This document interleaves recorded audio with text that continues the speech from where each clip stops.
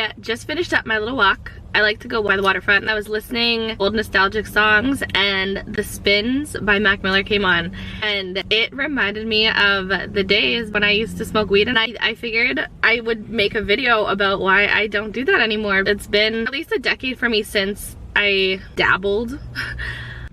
Back in the day, I feel like a grandma saying that, but I'm turning 30 this year, so I kind of am one.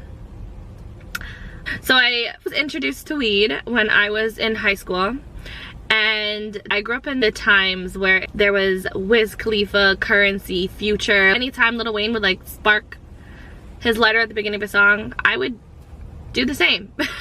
But it was only ever something that was like done socially. Like if I was at a party, I would never really do it at home because my parents like, no. I never felt like it was something I depended on because it was just casual. Those kids when you're at school that like you could tell they're high as a kite in class, like that wasn't me. Let me say that.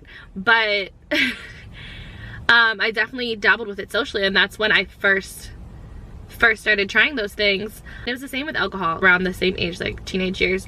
When I got to university, I was supervised much less, so I could do the things that I wanted to do without feeling like there were consequences. So at that point, it kind of evolved into something, rather than me doing it socially, I would do it like to connect with myself.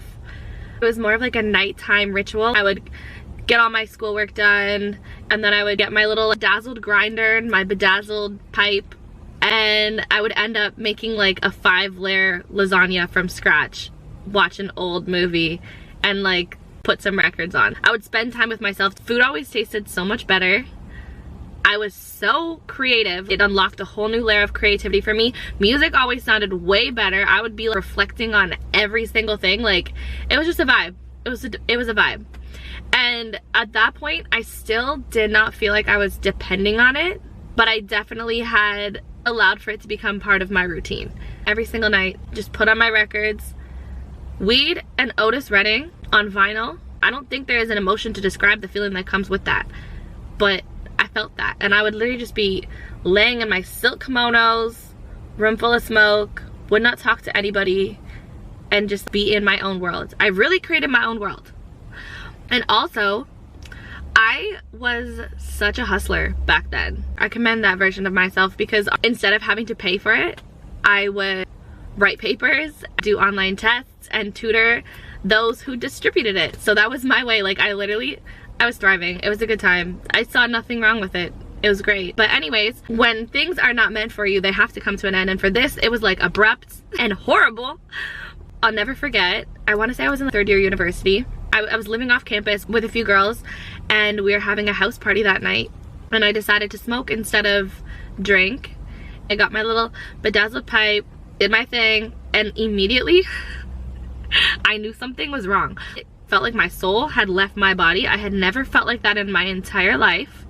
I remember everything so vividly too. This was dramatic, but I ran outside, and it was October in Canada, and I laid on the pavement. Like I laid on the sidewalk. I put my face to the sidewalk because I just needed to feel grounded. One of my good friends came out to check on me because like, why are you laying on the sidewalk? And I told her I feel like whatever I just smoked, it was laced. I swear. It was like a mixture of like a panic attack. I don't know. It's the worst experience of my life, but I literally felt like I was gonna die. So I was like, can you call my mom? Can you call my mom? And she called my mom, and I started crying, and I was like, Mom, I think what I smoked was laced. I feel like I just did crack. I don't know what is going on. My heart is racing. I can feel it beating out of my body. I don't feel like I'm in my head. I hear voices. Like it was a lot. My mom and my friend eventually got me to calm down by having my friend bring me to my room. I laid in my bed. I put my kimono on. My friend was playing with my hair, and I just sat for what felt like hours coloring in my Hello Kitty coloring book. I needed to be focused on one thing, or my mind was like, it was gone. It was gone. For like days afterwards, I did not feel like myself. It was weird. I felt all kinds of messed up. But because I enjoyed the feeling that I got every other time so much, I didn't take that as a sign that I should stop. I was like, oh no, that was just a bad batch. Threw that out, got some more from somebody else, and what do you think happened? The same damn thing. Except this time the Hello Kitty coloring book didn't help because it hit me from the other side. After that I was like, absolutely not, never touching it again, no thank you, I'm over it. Once it was out of my life, I realized how dependent on it I was. Food did not taste as good, music did not sound as good anymore, and on top of that, I could not sleep. I didn't realize because it was my nighttime routine, I was using it to sleep. And I'd say since I was about 11 or 12, I've suffered with insomnia. So in that period of time, I kind of forgot. Low-key, I was self-medicating and I didn't realize, and I was using it to go to sleep. After that, I actually went through a period of struggling with a sedative addiction because I was taking anything that would put me to sleep because I would be up for days on end. Days. So my body was way more dependent than I had even realized. I thought everything was fine and dandy. Everything was great. I was never gonna touch it again. I struggled. I went to the doctor when it came to like the sleep stuff because like that's not sustainable either. A few years down the road, it actually became legalized in Canada. And one of my sisters was working at a dispensary, so she knew everything about everything, like strains and whatever, and she's like, just try it one time. I'll give you the smallest of this, and this is supposed to keep you calm, and like there's this and that. Like, I knew nothing about different types, but I'm like, okay, I'll try it.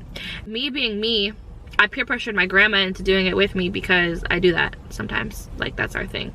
She makes me do stuff, I make her do stuff because it's more fun when we do it together. So anyway, she does not dabble with that, by the way. We both have it. It was just like a little joint. First, everything felt fine. We were giggly. I was like, oh my gosh, I'm back. But it did not take long until that like wave of anxiety, like extreme paranoia, I could feel every inch of my body and I did not feel like I was in it. And my grandma, I go to her room to check on her because at this point I'm paranoid. I'm like, grandma, cuddle me, like, you know, you want to be consoled by your grandma. And she grabbed me and she looked me in my eyes and she's like, the prime minister is trying to kill us all. Who made this shit legal? And I wanted to laugh, but I started to cry. It was horrible. We were just tripping so hard, and I laid with her and we both promised each other we'd never do it again. She was pulling out her Bible. It was the time. After that, I never touched it again. Like, at all. And I never will. If I was offered $1 million today to like smoke a joint, I would decline it because I'd never want to feel it again. Almost all of my friends, and they've came into my life at different stages, like some of them were not there for like this era of Chelsea, like the one that would, you know, do all that. They came afterwards, and it's so funny because they have similar stories of how back when they were teenagers they kind of did the same thing, and then all of a sudden, like cold turkey, it just hit them weird, like weird, get you locked away in a psych ward kind of experience.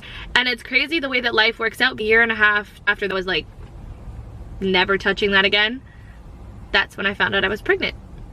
And I know the way that God works in my life, that habit, that lifestyle, whatever came with it was not meant to come with me into the next chapter of my life. Like, as soon as I was like out of there, the next chapter started, which is cool. I see so much intention and everything. I always bring my videos back to God, so get used to it because that's just who I am and how I am. But yeah, I truly believe that God was preparing me for the next chapter of my life and knew that I could not be laying around in a cloud of smoke in a kimono watching Breakfast at Tiffany's and taking care of a baby. My life after becoming a parent, there was so much heaviness that if I still had that as a way to relieve my stress, I would not be the person that I am today. That was not what God had envisioned for me. So that is the past. Everything happens for a reason. Sometimes God will deliver you from things in pretty intense ways. I will never condemn somebody else for doing it. If it works for you, it works for you. It was just made very clear to me that it is not for me. I'm not supposed to do it. Even if you're my friend, you're my partner, whatever, you are entitled to do whatever you want with your body. But I will not kiss you until you brush your teeth and use mouthwash because I'm so scared of like secondhand weed. That's how scared I am of that stuff. I don't play with that stuff. Nope. I also don't drink anymore. I haven't had any alcohol in 6 years, but like that's a whole nother story. So maybe I'll make a video on that. But yeah, when something no longer feels right to you, run with that feeling. And I'm saying this now, if there is ever a time where you believe I'm under the influence of that stuff, I did not consent to it. Open a full investigation because there is never going to be a time in my life ever that I am willing to even touch that stuff again. It's kind of, when I look back, I'm like, there are so many songs that I discovered that are part of my life soundtrack. I don't know if you have one. I feel like everybody should, but I have a life soundtrack, and for that era of my life, there are some bangers that were discovered while under the influence. Some of the best recipes that I've come up with, I was fried, like fried when I came up with them. And I still make them to this day. But yeah, everything happens for a reason. I'm glad that that chapter of my life is closed so that I could get on to the next. Definitely won't revisit that, but it is part of who I am, part of who I was, and I love that girl. I love myself. I'm so happy that that song came on, because sometimes I forget about that time of my life. Probably because I was so high, but it's nice to be reminded who you were at times, because that is part of who you are. So keep that in mind too. Take some time, get outside, touch some grass, go look at the water, and tap into who you are, who you were, and who you want to be, because we need to do that more often. I do that every single day, honestly. That is a thing. That is something I do with intention. I'm glad that my little walk turned into this. These walks always have my mind turning, and this is just where it landed today. So that's all I gotta say. Do what feels right for you, and if something is not meant for you, you'll know. You'll know. Whether you want to find out or you don't, you'll find out. Like always, I love you, and I hope you have an amazing day. Goodbye.